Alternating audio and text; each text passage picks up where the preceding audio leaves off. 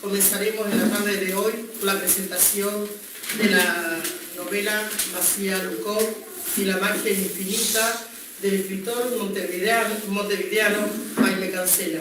Bienvenido, Jaime, a nuestra segunda jornada. Muchas gracias, Mónica.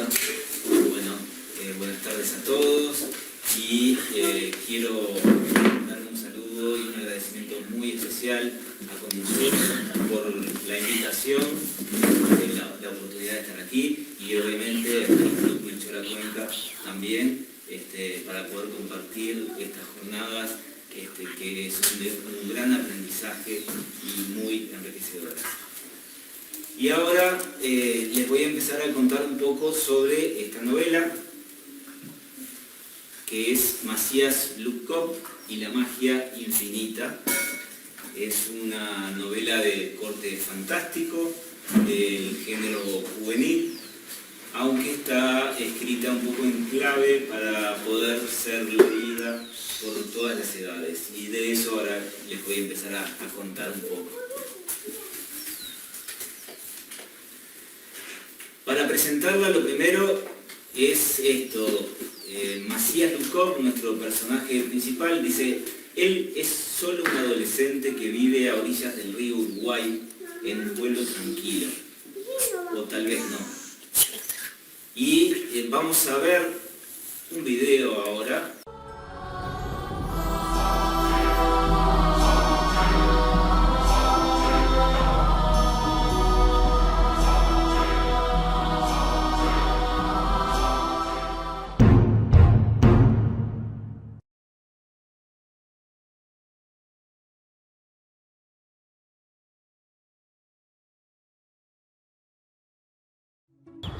En San Javier, un pueblo apacible a orillas del río Uruguay, vive Macías Lukov. Como la mayoría de los adolescentes del lugar, es un descendiente de inmigrantes rusos. Pero él siente que no encaja allí. ¿Por qué su piel es cobriza? ¿Por qué sus ojos cambian de color? ¿Qué significan las marcas que tiene en la espalda? ¿Por qué su vida está llena de preguntas que nadie parece poder responder? Y esa maldita voz interior que lo inquieta.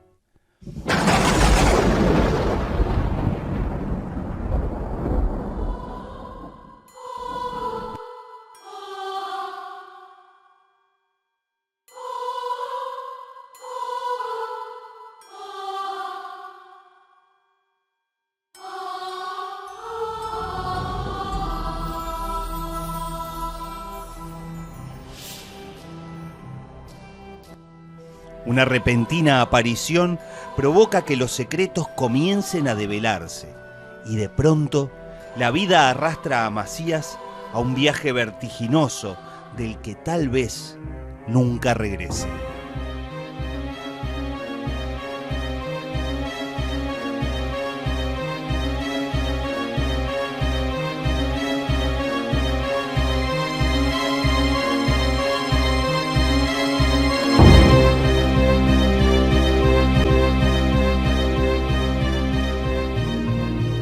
Una aventura que invita a vivirla, un mundo de fantasía dominado por la magia, un lugar más cercano de lo que aparenta, una historia para chicos, para no tan chicos, para grandes, para todos.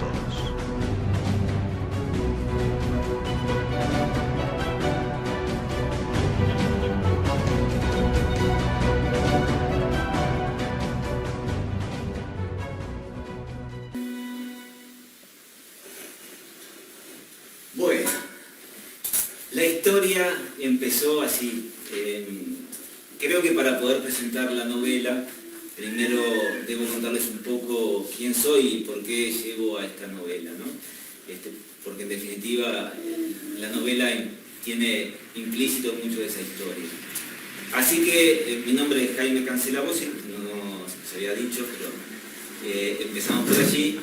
Y les puedo contar de mí que desde hace poco tiempo siento que me convertí en un escritor exitoso.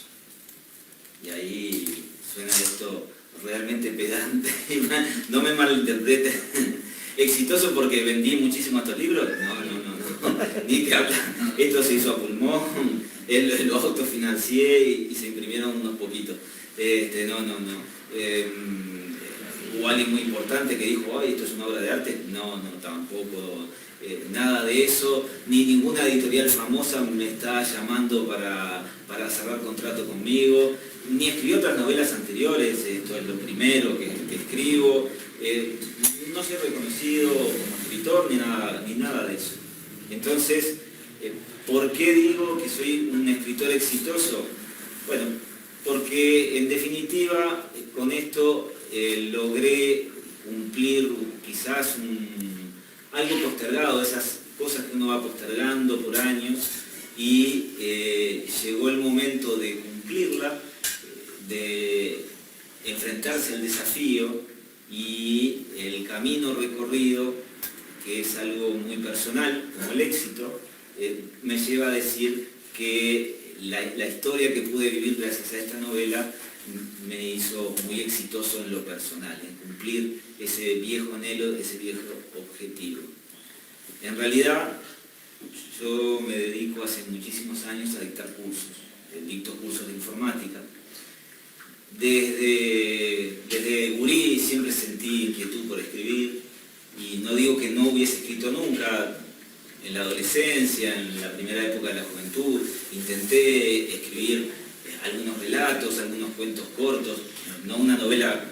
Escribir una novela era algo como imposible, siempre lo vi como algo imposible. Miraba a la gente que escribía novelas y decía, ¿cómo pueden hacer eso? Eso es de otro mundo, es para otra gente, no está en mí poder hacer algo así. Pero bueno, relatos, cosas que guardaba, como me gusta decir, en mis cajones electrónicos, porque por mi afinidad a la informática, todo desde siempre lo escribí en documentos electrónicos, lo archivé, cosas que perdí cuando hice las mudanzas de computadoras, que quedaron por allí tiradas, en general cosas que nunca mostré, o mostré a muy poca gente, muy personal. Después, al empezar a dictar cursos muy temprano,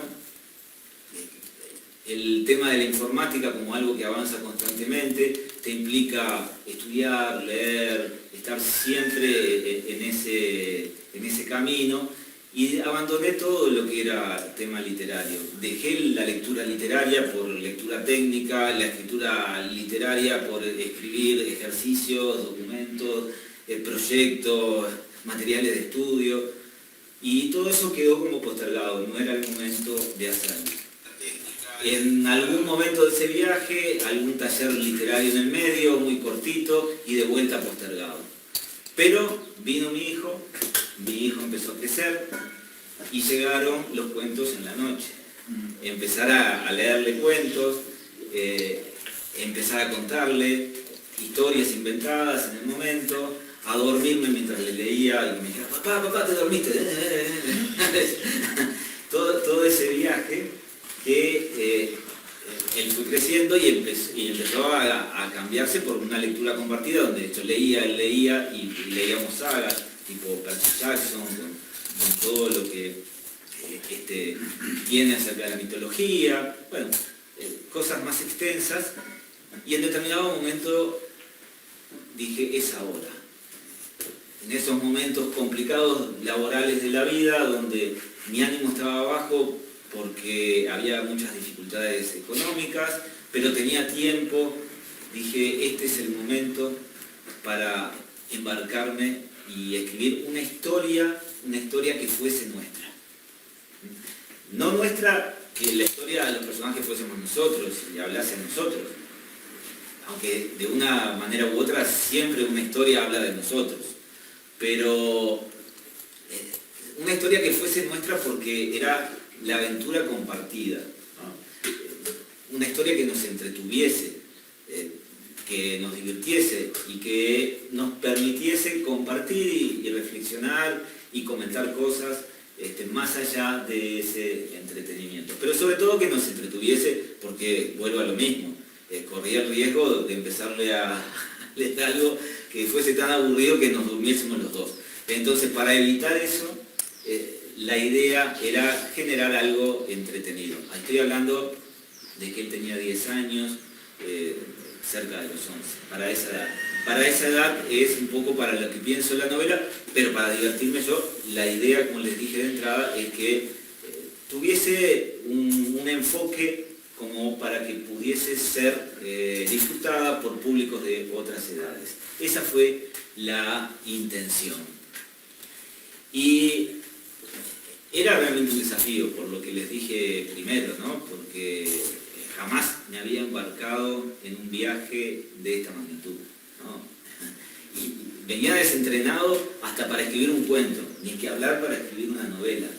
Y lanzarse a escribir una novela es como que te pones en una bañera y te lanzás al río y con una escoba para remar. Y decir, yo quiero llegar y cruzar el océano y llegar al otro lado. Está difícil. Es un compromiso interesante, un desafío interesante, pero lo veía realmente difícil. Y entonces también quise buscar, en cierta forma, un faro que me guiase. Y ahí surge Estación Sur, Escuela de Escritores, que le agradezco en este momento, si están viendo la transmisión o si la ven posteriormente, ese apoyo, ¿no? Yo quería no escribir algo por escribir, para cumplir con él, decir, te escribí un cuento y leímos el cuento. Quería hacer lo mejor que yo pudiese hacer. Fuese bueno o no tan bueno, lo mejor que yo pudiese hacer. Y ahí voy a buscar esta guía con la Escuela de Escritores, que yo conocía, que sabía que entre las distintas cosas que hacían, acompañaban a escritores que quisiesen publicar y los guiaban. Bueno, así empezó el viaje, así me metí en la bañera y me largué al río, y así fui construyendo ese éxito que no fue un éxito solo por lo que decía en lo personal de lograr escribir una novela, sino que se cumplió de una manera cabal el propósito, que era que pudiésemos tener ese espacio compartido con mi hijo y que los dos sintiésemos la historia como nuestra historia. Y tengo muchísimas anécdotas de ese viaje, de cosas que fueron sucediendo y de cómo te dabas cuenta de que él de repente en un momento que no tenía nada que ver en una situación sacaba ese tema de la novela, dónde habíamos quedado o tal cosa o tal comentario. Y estaba pendiente a la entrega del próximo capítulo, de la dinámica era esa, escribía un capítulo y se lo leía a él primero que nadie, él me hacía sus devoluciones, lo comentábamos, lo que le gustaba, lo que no le gustaba, y después juntaba algunos capítulos y se los enviaba a Estación Sur. Pero siempre el primer lector, cuando yo consideraba que ese capítulo estaba pronto, era mi hijo. Bueno, así transcurrió todo, así pasaron más de 2 años de lectura y más de 3 años hasta llegar a esto que quizás uno, no digo inesperado, porque quizás en el fondo, en el plan original, el llegar al libro papel es como la frutillita de la torta. Más allá de que hoy el formato papel es quizás un formato más auxiliar y tenemos todo el formato electrónico que va mandando, pero para uno que es de la vieja escuela, el poder tener el libro en la mano, el olor, el tacto, el objeto como objeto artístico, creo que tiene un valor especial. Estación Sur me animó mucho, me dijo que enviara el libro a concursos, que lo presentara en editoriales, y bueno, recorrí un poco ese camino. Hubo circunstancias que detuvieron el envío hacia determinados concursos que elegí, que nunca les llegó el material, otros que no tuve el éxito que esperé, y bueno, llegó el momento en que decidí ya directamente ir por el camino de la publicación,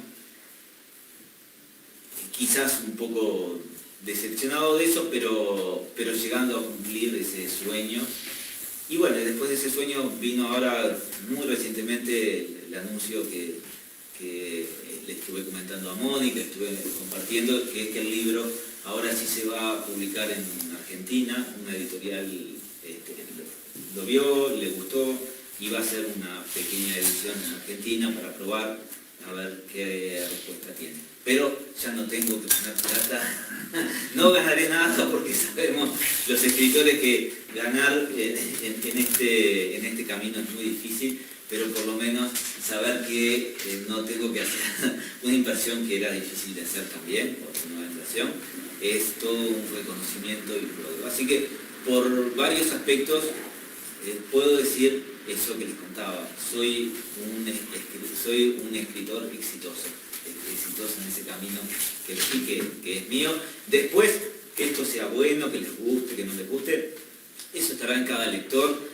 Habrá opiniones buenas, no tan buenas, malas. Cada uno lo interpretará desde su vista y desde su lugar. Pero desde el mío, la verdad, desde el lugar de la historia compartida con mi hijo, entonces ahí está el éxito que les comentaba. Bien. Y después viene esta gran pregunta que me hicieron muchos, algunos me dijeron, pero sos de San Javier, otros me dijeron, y entonces sos de Montevideo, ¿y por qué de San Javier, del interior? ¿Por qué te inspirás en el interior? Y ahí está un poco esto de lo que uno quiere decir y cómo quiere decirlo, lo que a uno le inspira y las cosas que vamos descubriendo en la vida, en el camino. Como les contaba, creo que indefectiblemente en toda historia que nosotros escribamos, sea del género que sea, hay un poco de nosotros allí. El personaje, en este caso, es Macías, él tiene un poco de mi hijo, tiene un poco de mí, pero tiene mucho de él también, ¿no? Pero en las páginas, en general, están nuestras vivencias y está un mensaje que nosotros queremos dejar también, que va alineado con quién somos, con lo que pensamos, con lo que queremos. Y cuando el libro lo escribimos para un hijo, creo que prestamos más atención incluso a ese mensaje, porque está allí justamente disimulado en la aventura, está lo que a nosotros después nos permita tomarlo como base para conversar otras cosas que queremos conversar. Entonces había que generar una atmósfera. Y yo digo que San Javier me permitió eso, me permitió generar la atmósfera. Me permitió dar una identidad al personaje, que fuese de un lugar, que tuviese una historia, ¿sí? que tuviese sus raíces y que tuviese un entorno geográfico muy sugerente para el mensaje, alineado con el mensaje que yo quería transmitir. San Javier lo descubrí por casualidad hace quizás 30 años atrás, viajando por el interior del país, haciendo una recorrida para conocer. Yo soy montevideano, bien citadino, y a veces queremos conocer otras cosas, otras realidades, y bueno, recorriendo el país, les contaba la otra vez con la guía Guambia en la mano, la guía de viaje de Guambia, porque olvídense de que googleamos, no existía absolutamente nada de eso, no podíamos obtener mucha información, había que buscar los mapas y eso, y la guía de Guambia tenía información muy interesante. Y entre esa información descubrí San Javier, que uno de mis amigos lo conocía, y la historia de Roslik, y este pueblo de inmigrantes rusos en medio de Uruguay, y que todavía enseñaban el ruso en la escuela. Dije, ¿qué es esto? Y entramos allá a San Javier, estuvimos un par de horas, pero conocimos el lugar y me quedó eso dando vueltas. Cuando llegó el momento de escribir la novela, ya tenía un personaje quizás viviendo en mí desde hacía mucho tiempo, y bueno, se llamó Lubkov en relación al nombre del guía espiritual de esta colectividad, Pero no para decir que él fuese un familiar de Lubkov o para realzar la figura de Lubkov, que tiene sus claros y sus oscuros como muchas personas, sino como parte de la identidad, que Lubkov fuese un hombre muy claramente identificable con lo que es esta colonia rusa y con toda esa historia. ¿Y qué tenía esa historia para mí de especial? Y de cosas que yo quisiese hablar. Y bueno, era una comunidad que tuvo que huir de su país por una persecución del zar de la época, y era una persecución religiosa, porque ellos tenían una religión particular, el Nuevo Israel se llamaba esta agrupación, y la fe que profesaban. Y entonces estaba enfrentado con la Iglesia Ortodoxa rusa, y había una persecución religiosa y una persecución política, porque ellos vivían bajo el yugo de terratenientes, una vida muy, muy compleja, muy pobre, al servicio de estos terratenientes ricos, y no salían de sus lugares de su pueblo, simplemente vivían toda su vida allí, enfermaban allí, una vida muy mala. Y entonces, este guía espiritual los lleva, sale de Rusia, recorre el mundo buscando un nuevo horizonte, una tierra prometida, para huir de esto. Y llega a Canadá, y en Canadá, estando ellos en Canadá, ven que es un lugar muy frío, aunque venían de Rusia, y en ese momento el gobierno uruguayo estaba buscando colonos para el interior, para poblar el interior del país, colonos que supiesen trabajar las tierras. Y se enteran de este grupo y mandan una delegación a hablar con ellos, y consideran que son los adecuados y les proponen que vengan a Uruguay. También es extraño por el motivo que consideran que son los adecuados. Ahí hay más mensajes, porque consideran que son los adecuados porque ellos son blancos, así textualmente lo dice, son personas blancas y son muy limpios, uniendo una cosa con otra, terriblemente, con un tema racial terrible. Hay muchas más expresiones, que hay documentos que se conservan de la época, con esas cartas informando por qué era tan bueno que esta gente viniese y poblase el interior, más allá de que además sabían trabajar la tierra, se dedicaban a eso especialmente. Y bueno, vienen a nuestro país, llegan a Montevideo, extrañamente o no, el gobierno no los estaba esperando, no estaba preparado para recibirlos, los tienen ahí en cuarentenados, vaya tema, en Montevideo, en un hotel que era justamente para los inmigrantes, hotel entre comillas, en la Ciudad Vieja, y allí mucho tiempo esperando esa tierra que nunca llegaba, enferman, mueren, y hasta que finalmente aparece alguien que dona esas tierras, y ellos parten navegando, los que quedaban, los que no se habían desperdigado o habían logrado otras cosas, pero en general la colectividad se mantenía muy unida bajo digamos, la dirigencia de este líder. Viajan por el río Uruguay y llegan hasta Río Negro, desembarcan allí, y en pleno invierno, y tienen que empezar a hacer sus casas, construir todo desde cero, no había nada, no les esperaban más nada que la tierra, no había otro apoyo para ellos tampoco allí.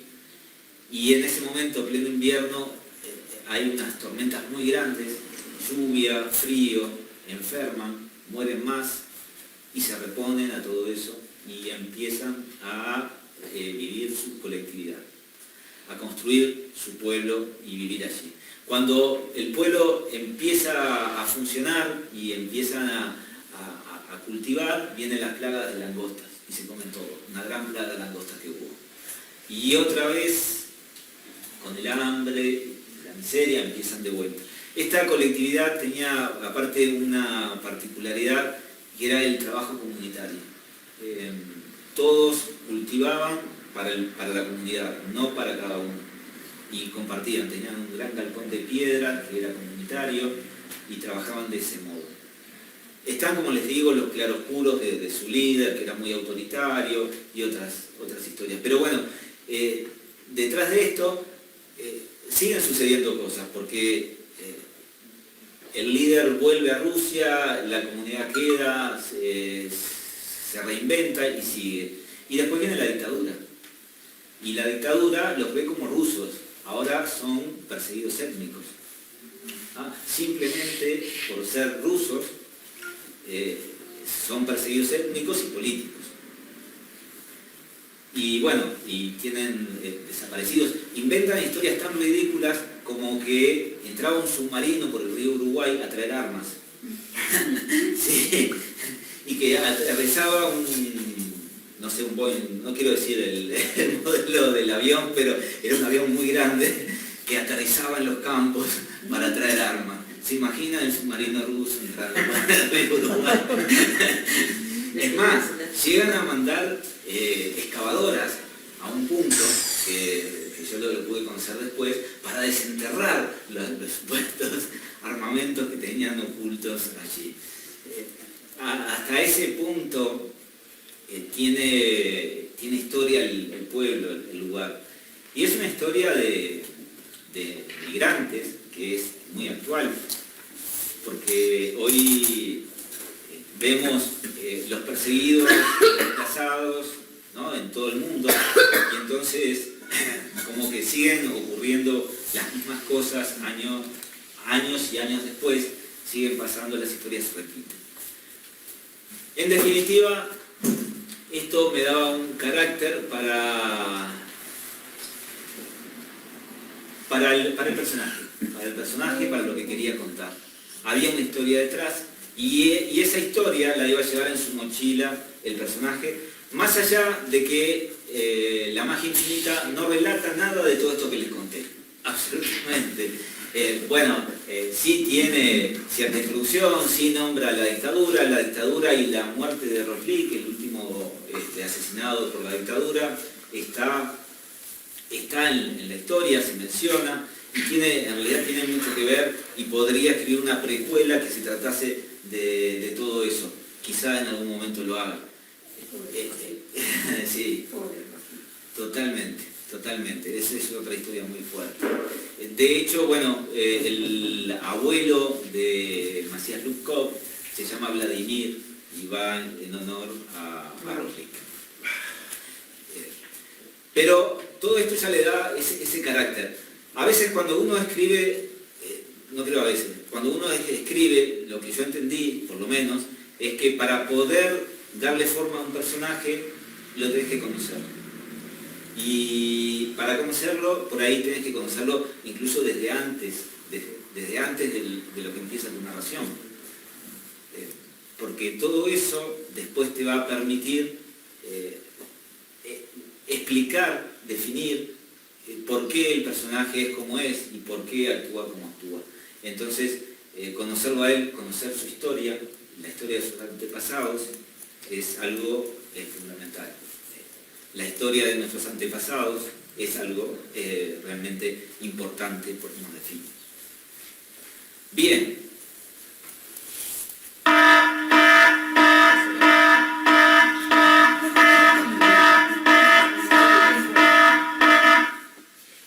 ¿Quién es Masías Lubkov? Alarma de spoiler. El que no quiera escuchar como de qué se trata la que hace determinadas cosas, puede huir, tiene las puertas abiertas, así para escapar. Este es el momento. Pero les prometo que quiero que se queden y que el spoiler que vaya a hacer es un spoiler muy suave. No va a desentrañar determinadas claves que después hagan que la historia pierda gracia, ¿no? Por lo menos eso es lo que voy a intentar. ¿Quién es Masías Lubkov? Ahí volvemos a aquel inicio que decíamos cuando estaba empezando, ¿no? Él es solo un adolescente que vive a orillas del río Uruguay en un pueblo tranquilo, o tal vez no, porque se supone que es descendiente de rusos, y sin embargo su piel es cobriza, su pelo es negro, intensamente negro, tanto que en realidad se lo ve azul, y hay compañeros que hasta piensan que se lo tiñe, pero no, es así, y tiene unas orejas muy redondeadas, y tiene ojos de dos colores, grises, negros, pero en realidad, según el momento, el ojo más claro se le aclara hasta volverse casi blanco, y el otro oscuro se le oscurece hasta volverse negro. Y él dice, ¿por qué es esto? ¿Será la humedad capaz? que me cambie de color, no sabe. Pero no solo no sabe, sino que no encuentra la explicación, ni quién le responda. Y no solo eso, lo hostigan en la escuela, en el liceo, en realidad él tiene 14 años, 14 es el número mágico de esta novela. Tenía un significado especial para mí y para mi hijo, y bueno, decidimos que el 14 fuese el número mágico de la novela y que el protagonista tuviese 14 años. Entonces, él va al liceo y los compañeros se burlan por ese aspecto que tiene, y él no se puede defender porque no entiende eso, y no entiende tampoco por qué su abuelo hace cosas muy extrañas, de las cuales se burlan también, como pintar la casa con triángulos marrones y amarillos y ponerle una bandera arriba. Y él le pide año tras año que la pinte de otra forma la casa, y él se niega y le da excusas muy raras que no se entienden. Y tiene un caballo también, no voy a decir cuál es la particularidad, pero lo tienen que tener escondido a este caballo también. Y bueno, y él es huérfano, sus padres fallecieron no bien a los pocos días de que él naciera, se supone que en un pueblo de Rusia, porque había huido de San Javier en la época de la dictadura, justamente, en la época en que fue secuestrado y asesinado Roslik. Los abuelos huyeron en esa época y volvieron cuando él era un bebé, después de que los padres fallecieron. Pero la forma en que fallecieron los padres tampoco le queda muy rara, le queda muy clara, y las explicaciones que le da el abuelo siempre son distintas y no lo convence. Entonces convive con todo eso hasta que ese 22 de septiembre, el día del equinoccio, aparece un extraño personaje y los secretos comienzan a develarse. Y Macías comprenderá que en realidad él es un mestizo, es descendiente de rusos, pero también es descendiente de dómagos, que son los habitantes de un mundo paralelo al cual llegarán a través de un portal. Y allí, cuando cruce ese portal, se encontrará con que él también es el mencionado en una profecía como el salvador de ese mundo. Tiene que salvar a Geo de una destrucción inminente, del yugo de un emperador que es de una determinada raza, que esclaviza a las razas originarias de ese mundo y que explota a otras razas, a otra raza más que existe, que no es de las razas originarias, pero también son explotados por ese emperador. Entonces, algo que a mí me gusta decir cuando tengo la posibilidad de conversar, a veces he tenido la posibilidad de conversar con gurises de algún liceo, y les digo, bueno, ¿quién es Macías Lubkov? Es un adolescente más como ustedes, igual que ustedes, es una persona más igual que nosotros. Y él me dice, y ellos me dicen, pero ¿cómo igual? Que no es tan igual, porque él tiene poderes mágicos. Y escucho una voz interior, que mencionaba el tráiler, y ahora no se los había comentado, pero escucho una voz interior también que le habla y lo guía en determinadas cosas. Y aparte es el elegido para salvar un mundo. ¿Cómo tiene alguna diferencia con nosotros? Y yo les digo, ¿Y ustedes acaso, nosotros acaso no tenemos la misión de salvar a nuestro mundo? ¿No? Creo que hoy por hoy en los gurises, en el liceo, hay un poco más de conciencia ecológica de esta misión que tenemos de salvar al mundo. Y todavía falta igual más conciencia, y creo que falta mucha conciencia en el tema de la violencia, porque nosotros somos nuestros propios enemigos y nos encargamos de destruirnos a nosotros y de destruir al planeta ecológicamente y a la raza.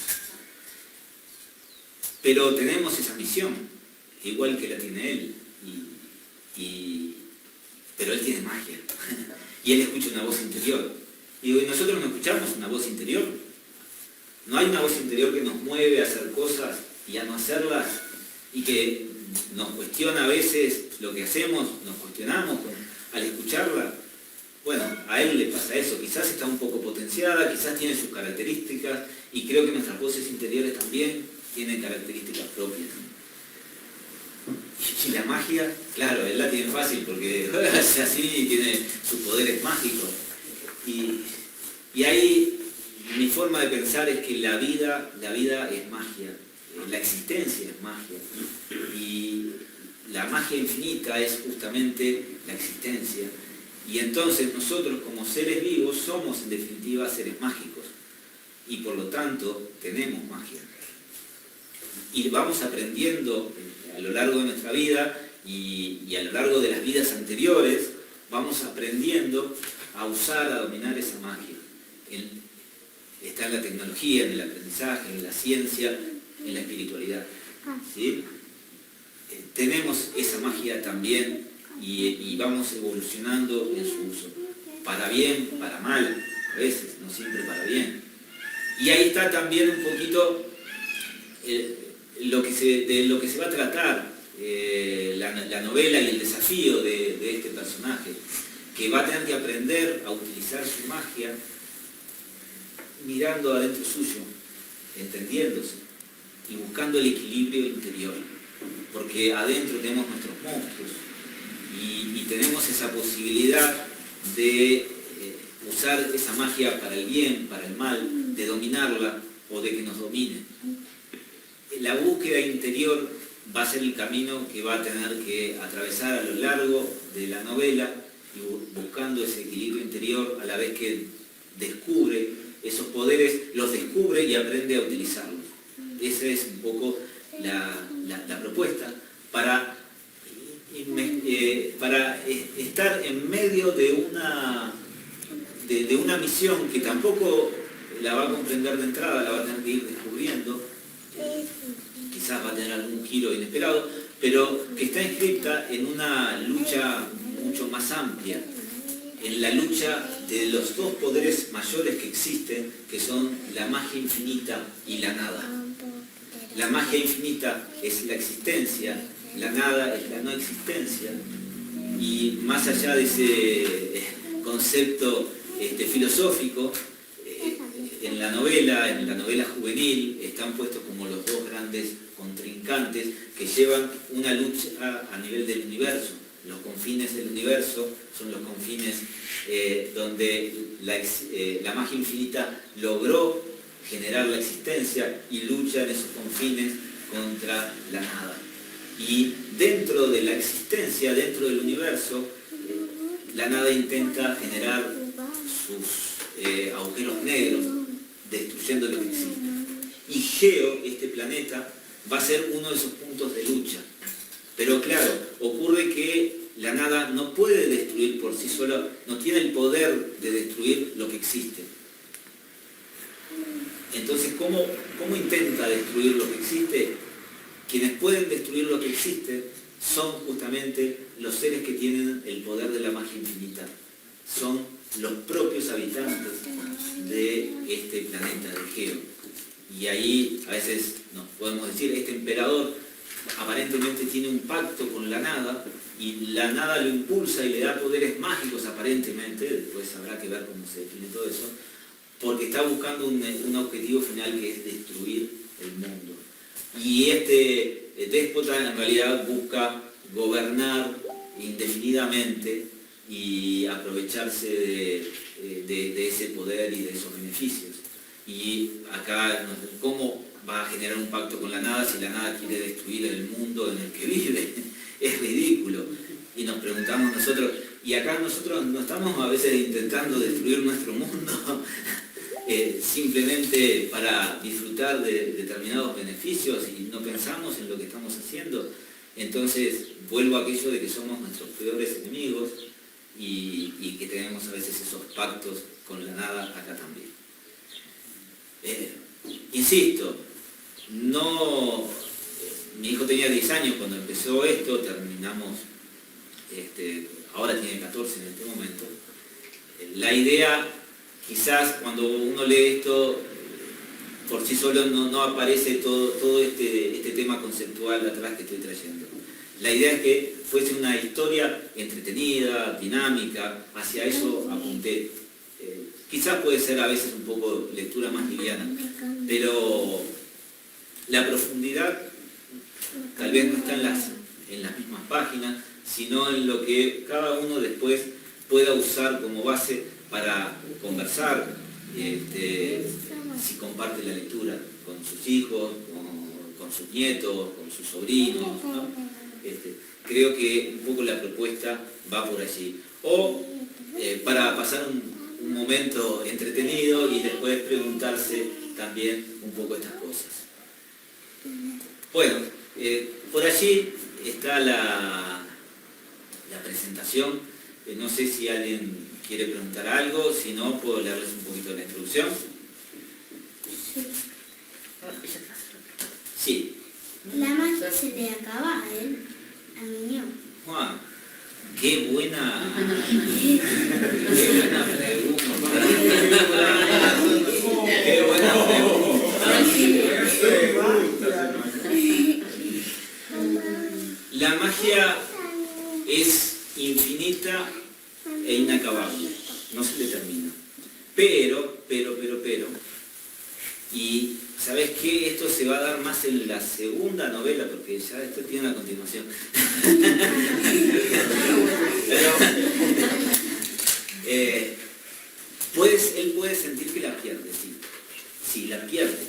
Pero en realidad no es que la pierda, es que se le suben los humos de sentirse tan mago y tan poderoso y pierde su equilibrio interior y pierde esa posibilidad de entender la magia que tiene adentro. La deja de entender y parece que la perdió. Y en realidad la va a tener que volver a descubrir, porque nunca se pierde, está ahí. ¿Sí? Muy buena pregunta. Excelente. Excelente. Conversábamos, hablando de un tema de magia, de coincidencias que se fueron dando cuando yo llegué a este encuentro. No tiene que ver con la historia de Charrúa, pero tiene que ver porque es un mestizo, porque hay cosas que indefectiblemente estamos hablando de las mismas persecuciones, las mismas dificultades. Fui encontrando otras coincidencias inesperadas, como fue inesperado para mí llegar a este evento y conocerlos a ustedes, como que uno de los escenarios que estaba en esta novela eran las grutas del Palacio, que posteriormente lo tuve que retirar porque había que recortar, me salieron 460 páginas y lo recorté muchísimo, les aseguro que le saqué muchísimo.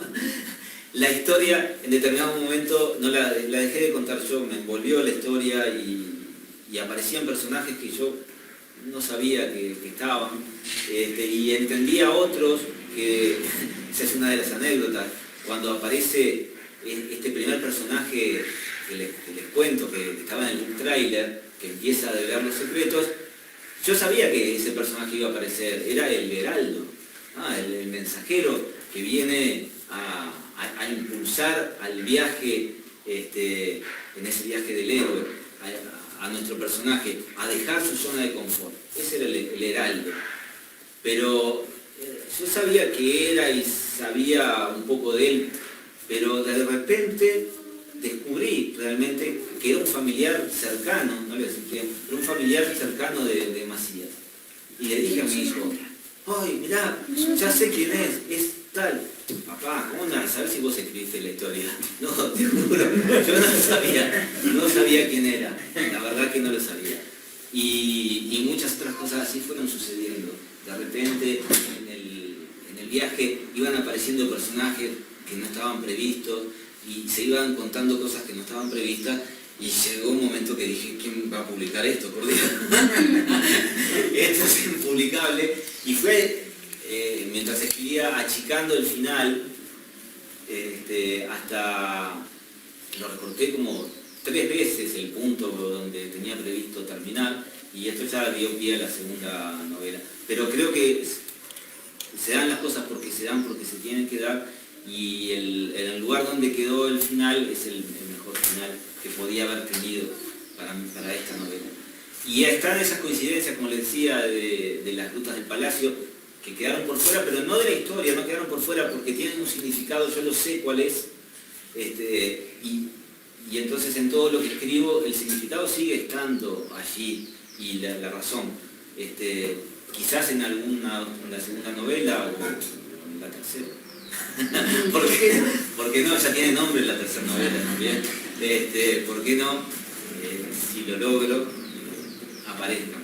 Y quizás aparezcan los charrúas. Ya me fui con un montón de ideas para acá. Charrúas u otros pueblos originarios, ¿no? Ya me fui con un montón de ideas porque me vienen muy bien, porque la trama lo amerita. Tengo algo para Sí. preguntarte con Luciano. Ya, Un segundito. Decime, amor. Aparte de tu éxito, que es indudable, así como escritor, que ya mejor se sabe que es tu éxito ese. Tu éxito como padre, tu objetivo con tu hijo de que esto ayudara a la comunicación, ¿tu hijo fue logrado también? Sí, eso fue parte del También. éxito que les contaba. En También. realidad, perdón, la emoción. Son 4 años que tenemos aparte de la vida y de las peleas, y ahora está adolescente.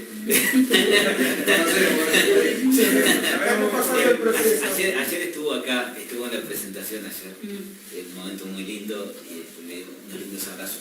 Pero fueron 4 años, quizá ahora en ese momento adolescente quedó un poco más alejada de esa historia, pero fueron 4 años que tuvimos ese otro mundo, aparte de nuestro mundo real, para conversar, para disfrutar, para comentar y para vivir. Así que sí, totalmente. Gracias. Bueno. ¿Ah? ¿Qué otro? Estamos. Bueno, les voy a pasar el tiempo. Tengo un ómnibus que tomar, si es que pasa, si copa, ¿no?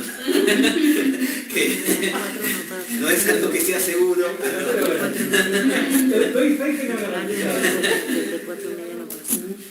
pero bueno, les leo esta introducción. Geo, 20º día del 12º mes. No sé quién eres, en qué lugar vives, ni por qué tienes este manuscrito en tus manos. Pero la buena noticia es que difícilmente hubiese llegado hasta ti si alguno de nosotros 3, Mayra, Mendo o yo, no hubiese logrado salvarse. Viajamos toda la noche para no ser descubiertos y nos escondimos cuando amaneció. Durante la madrugada intentaremos tomarlos por sorpresa. Será nuestra única oportunidad. Pero si te digo la verdad, no creo que lo logremos. Le confesé a Mayra que ella tenía razón, que solo soy un niñito llorón y cobarde. Le dije que tengo miedo, que no puedo compararme ni con ella ni con Mendo. Pero ella, que siempre tiene una respuesta para todo, tanto cuando quiere herirte como cuando quiere hacerte sentir bien, me respondió: si no tuvieses miedo de enfrentarte a él, serías un loco. Y yo no tengo un amigo loco, sino a ti, que aunque derrames lágrimas, igual lo enfrentas. No te lo he dicho antes, y ni sueñes con que te lo vuelva a decir. Tu corazón es el más valiente que conozco. Espero que no se equivoque. No quiero fallarle ni a ella ni a todos los que confían en mí. Ahora Mayra y Mendo están durmiendo. Yo quise hacer la primera guardia. De todas maneras me sería imposible dormir. Es tanto lo que me ocurrió que todo da vueltas y más vueltas en mi cabeza, porque no podría haberlo imaginado ni en un sueño más genial, ni en la pesadilla más espantosa. Y me doy cuenta de que ya no soy el mismo.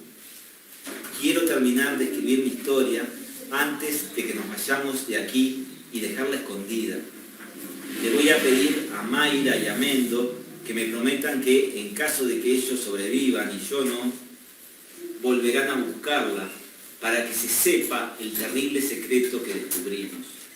Ojalá eso ayude a que la restauración continúe su lucha si hoy nos derrotan.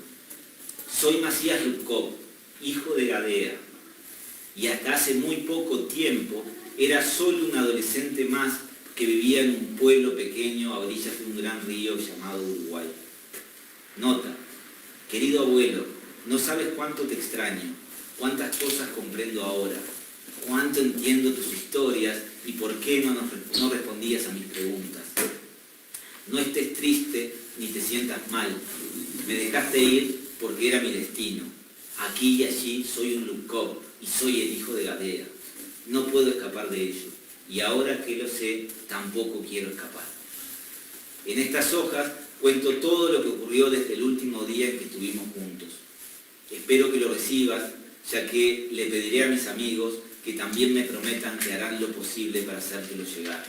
Por favor, léeselo a abuela y dile que la amo mucho. Sé que ella entiende. Gracias.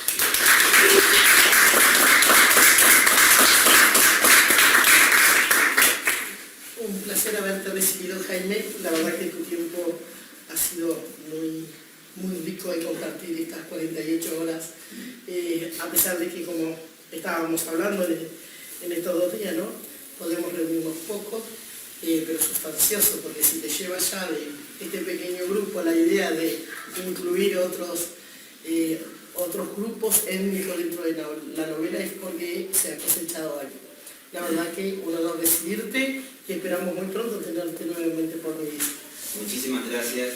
Realmente es para mí, como les dije, una posibilidad muy enriquecedora, el placer ha sido todo mío y bueno, me llevo muchísimo aprendizaje y muchísimas preguntas, que eso está bueno. Y eso también está bueno.